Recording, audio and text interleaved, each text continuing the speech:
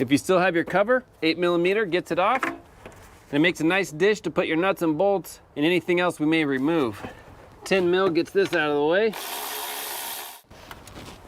So as far as our fuel injectors, they go into the intake manifold, so we don't have to remove the fuel rail or the injectors, just the electrical connectors. So we'll get all those disconnected.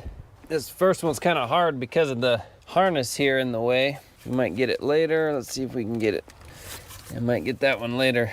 I don't know if I said it, but on these electrical connectors for the fuel injectors, there's a plastic tab that you do have to pull up, and then it's just a regular pinch and pull. Sometimes it helps just having a little screwdriver if your fingers can't push on it. Now we can start disconnecting some of these connectors up here to get it off of this harness. Just like that. Having a little screwdriver can help. We have this for our evap. Get this hose off. You push in on this white tab and it should pop up. There we go. We'll just leave that loose for now. And we'll get this little bracket off here. Okay, there we go. 10mm right here. There we go. Perfect. Let's see what else. Our map sensor back here. There we go. I can get to that fuel injector a little better. All right, we'll get our air duct off. Mass airflow sensor has a connector we'll pull off, has a gray tab, pop it up, and then it's just a pinch and pull. 8mm for the clamp. Should just wiggle off.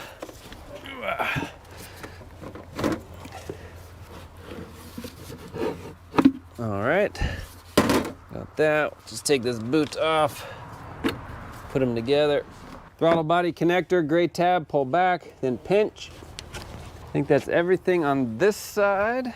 We have one hose under the throttle body, coolant hose. Okay.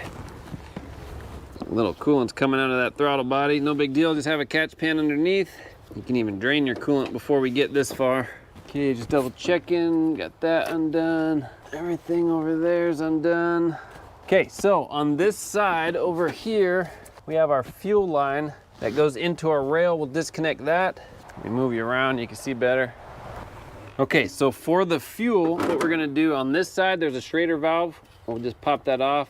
Okay, then we're gonna have a towel, and we're gonna have a screwdriver. We're gonna push on that Schrader in the middle, and that'll get any of that leftover fuel pressure to bleed out, get caught in our rag. Okay, I think that's it. Do it again, just to be sure. Okay, so that's it there. Then on this side, right here, we'll pop this metal clip off here, and then we'll use one of these tools, whichever one fits, and it'll go in this cavity here in the front and push back, and it'll release a spring inside, and then this hose here will be able to slide off. That's the plan anyway. So this metal clip should come off one side and then slide out just like that, easy peasy. Find out which one of these. I'm gonna start with a 1/2 inch just to see if it'll slide in. Of course I drop it. Okay, maybe even smaller. Let's do one smaller. Okay, and then I'm gonna put the rag over the top of it for any spray. Let me put some goggles on. All right. So now you're just pushing in and pulling the line off. So I just have the rag for any spray. There we go. And that's it. Little fuel drippage, you'll collect it with your rag, and that'll just sit aside. Now, I believe we just have a series of 8mm just along the sides holding our manifold in.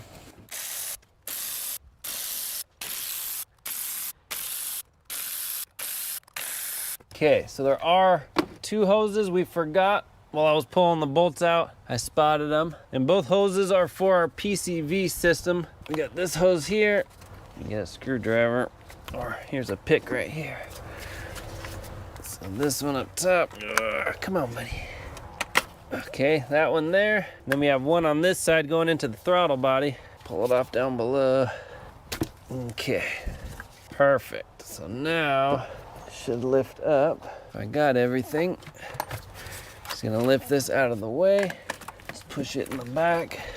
Then you can hold it. There's a little cross member here linking one fuel rail to the other. You can use that as a handle. So this actually We'll see if we can work with it so we don't have to pull this cross member off, but we might have to just to get it through. You know, let's just do that and make it easier for us. So right here, our evap line goes under our cross member. So we'll just pull that off real quick. There's an 8mm bracket in the back and then a little Torx up front. So in reality, we probably didn't have to pull this flexible hose off. We probably could have just disconnected the fuel rail cross member and accomplished the same thing. Let me find that Torx. So the Torx is a T20, and hopefully this will just pop up without much trouble.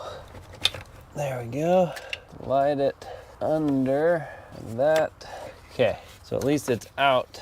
And we still might have to finesse with it. Let's put this back on. It's just a little O-ring. Gonna slide it back in for now. So let's see what we can do here. Oh, are you kidding me? So there's another hose. I just overlooked it. So there's 2 coolant hoses at the bottom of the throttle body. I only got the one. If you want, there's more than one way to skin a cat. You can take the throttle body off. It's 3 10mm bolts. And then you don't have to worry about those coolant hoses at all. There we go. There we go. Pull this off here. Perfect.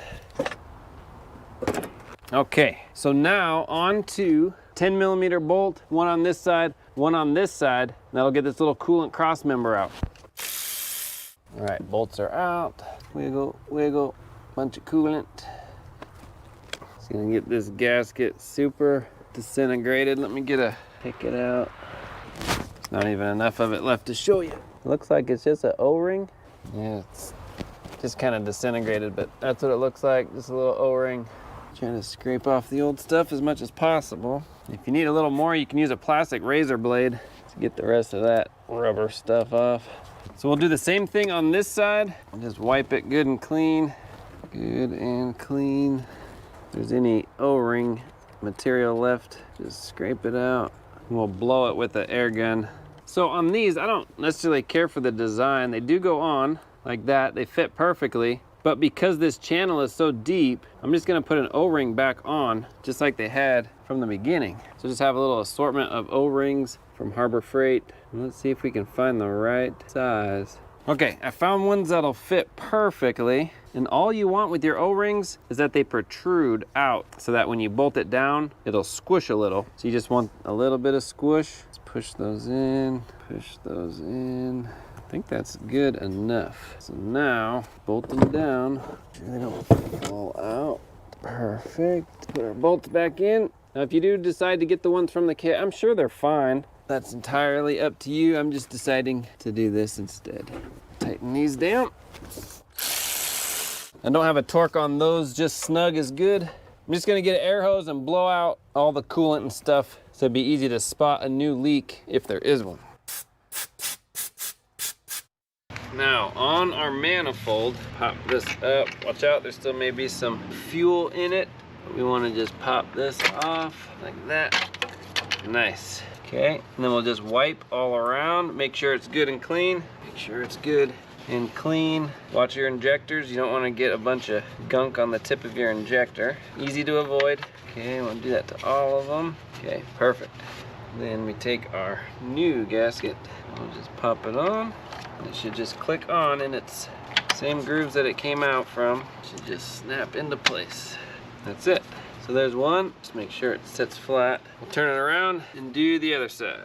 I'll tip it over. Again, fuel may come out. Pop this off. Get a little of this.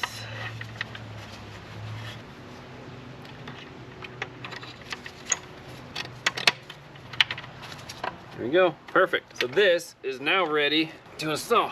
All right, hopefully the sound is better. I had my mic off and I didn't realize it. So on this end, before we put our manifold back on, let's go ahead and we just wanna wipe around right where our gasket's gonna go on every single one of these. You can use brake clean if you desire. You can also use the vacuum if you don't want any dirt to go inside, depending on how dirty yours looks, how crusty things look. All right, perfect. Make sure all our connectors are out of the way so they don't interfere with our gasket. Our manifold should just slide in. The good news is this plastic's not too heavy. Let's make sure none of our wiring goes underneath the manifold. So far, so good. Making sure my knock sensor wiring is in a good spot and not in the way of anything. I think that's it. I think we're set in. Snug some of these down and make sure they go in their hole. All right, before bolting anything down, we'll just put our throttle body back on. There we go. And some people may ask, can I really reuse my throttle body gasket? Yes, you can. You just have to look at it. If it's still protruding outside its groove, if it's still supple, still pliable, then yes, go ahead and reuse it. But if it looks squished, kind of flush to its groove, it's hardened, then we do want to replace it. We'll go ahead, tighten them down, and then torque them. All right, so we can start just plugging stuff back in. On this side, we have our PCV hose down here. Plug that in. And we have all our injectors. Get those plugged in. We have our throttle body we can plug in, and we still have to bolt that down. Those are the 10 mil bolts. All right, believe it or not, I think this side is done. So now we'll just put this back. We have our evap hose here that we can put back up underneath our fuel rail. There we go. And that should just click in, and then we'll lock that. I think you just push it and it automatically locks. No, I think we have to push this white tab back in. Oh yeah, there we go. Now it locks. Okay, put our fuel rail back in. There's just a little O-ring, so we want to pop that O-ring out, slide it back over our pipe, and then back in. And if you need that lubricant, that silicone paste, you can. Let me move you around and show you. See that right there? So we just want that O-ring on the metal piece. You can lubricate the O-ring, and then we'll slide it back in.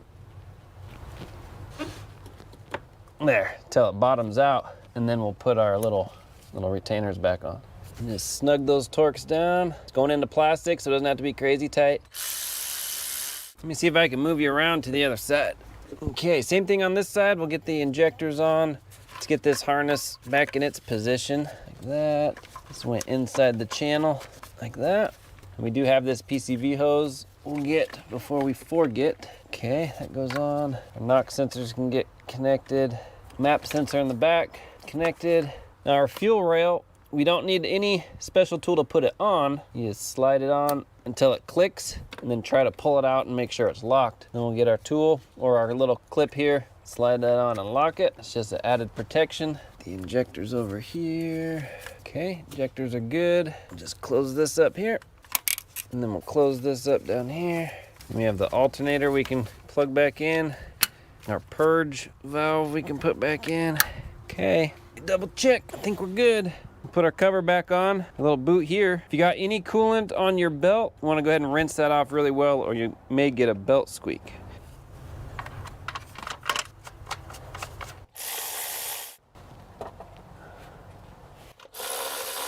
Before we put our duct on, we will make sure we get this on. Slide that all the way on, tighten up our clamp.